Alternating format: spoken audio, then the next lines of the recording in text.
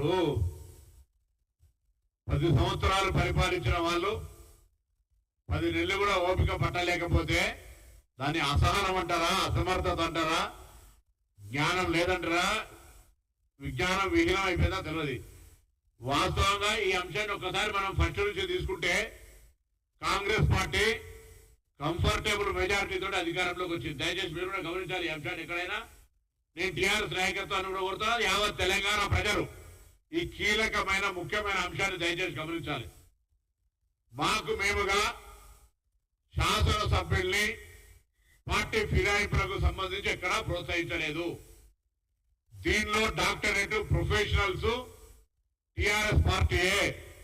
వాళ్ళ అధికారంలోకి వచ్చిన తర్వాత తెలుగుదేశం పార్టీ విలీనంతో పాటుగా సిపిఐ సిపిఎంలతో పాటుగా కాంగ్రెస్ పార్టీ శాసన మండలితో పాటుగా దళితులకు సంబంధించినటువంటి సిఎల్పి నాయకుడైతే కాంగ్రెస్ శాసన సభ్యులు చేసుకోవడంతో పాటుగా రాజీనామా చేయించకుండా తెలుగుదేశం శాసనసభ్యునికి మంత్రిచ్చినటువంటి అనైతికంగా వ్యవహరించినటువంటి టిఆర్ఎస్ పార్టీని దయచేసి మరవద్దు ప్రజలు. ఒక్కసారి ఆ అంశాన్ని నేను రిమైండ్ చేస్తున్నా. మేము అధికారంలోకి వచ్చిన తర్వాత మేము ఎన్నడూ పార్టీ ఫిరాయింపులను ప్రోత్సహించలే.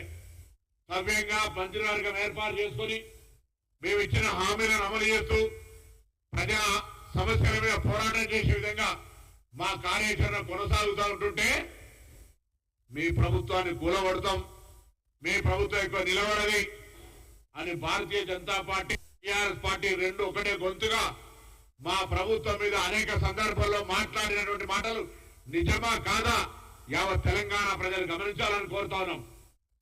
ప్రభుత్వాన్ని కూలగొడతామని ఎన్నికైన ప్రజాస్వామిక ప్రభుత్వాన్ని కూలగొట్టి అలవాటున్న భారతీయ జనతా పార్టీ సహకారం తీసుకొని మీ ప్రభుత్వం నిలవాలి, ఎక్కువ రోజులు ఉన్నది, ఇది కూలిపోతుంది అని శాపనార్థాలు, పెళ్లి శాపనార్థాలు మమ్మల్ని మొత్తంగా మా ప్రభుత్వం మనోధైర్యాన్ని దెబ్బతీసే విధంగా మాట్లాడింది టిఆర్ఎస్ బీజేపీ నాయకులు కాదా?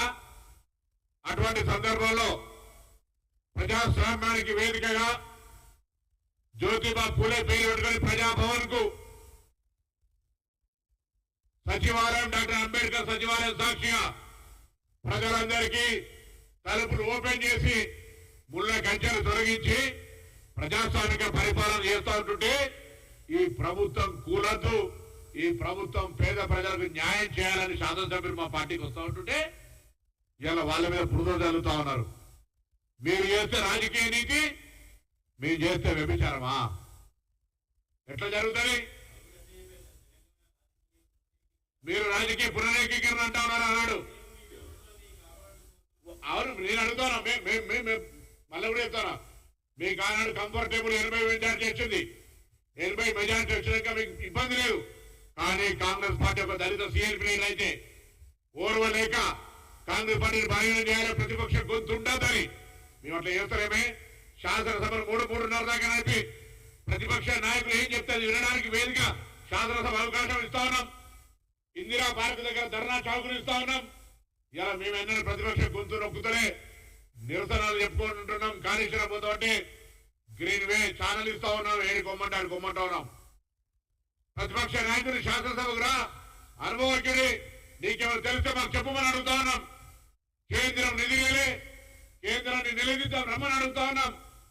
ఇవాళ అటువంటి మాటలకు దూరం ఉండి మా ప్రభుత్వాన్ని కూలగొడతా అంటుంటే కొంతమంది ప్రజాస్వామ్యాన్ని విశ్వాసంలో శాసనసభ్యులు వస్తే వాళ్ళ మీద చీరలు పంపే భౌతిక దాడి చేసే విధంగా మురిగే వాళ్ళని మురిగించినట్టుగా ఆ విధంగా రెచ్చగొట్టి ఈరోజు ఏం మాట్లాడుతా ఉన్నారు మళ్ళీ